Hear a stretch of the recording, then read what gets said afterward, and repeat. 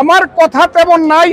যেদিন আমরা ভাটি অঞ্চলে হাওর অঞ্চলে আমাদের নেতা জনাব তারেক রহমানকে নিতে পারবো সেদিন আমাদের কথা বলবো।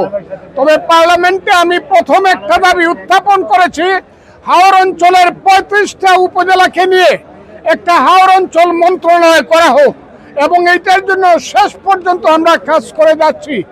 আপাতত ভাবে রেল লাইন সম্পর্কে আমাদের মন্ত্রী জনাব শরীফুল আলম সহ আমরা সবাই মিলে রেল লাইনের ব্যাপারে যে প্রস্তাব হয়েছে আমরা সেই রেল লাইনটাকে করিমগঞ্জ হয়ে চামড়াঘাট পর্যন্ত নিতে চাই, যাতে হাওর অঞ্চলের যে 10টা উপজেলা আছে রেল লাইনের সুবিধা পেতে পারে।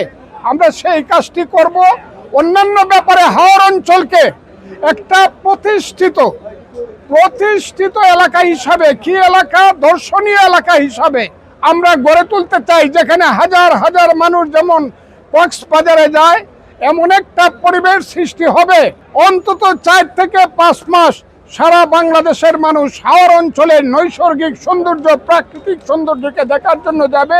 এই সরকারের আমলে আমরা সেই কাজটার চেষ্টা করব এবং আমাদের প্রধানমন্ত্রীর কাছে এটা আমি দাবি করব।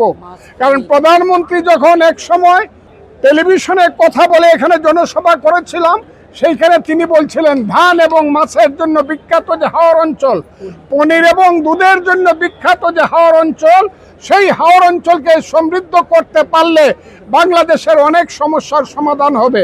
আমি সারা কিশোরগঞ্জের উন্নয়ন চাই। এই নরসুন্দা নদী থেকে ধরে কিশোরগঞ্জের রাস্তাঘাট সব কিছুর আমরা উন্নয়ন চাই এবং কালকে আমরা সুযোগ পেলে, সময় পেলে আমাদের প্রিয় প্রধানমন্ত্রীর কাছে আমরা সেই কথাগুলো তুলে ধরবো। এইটাই আমাদের ইচ্ছা এবং আমার ইচ্ছা।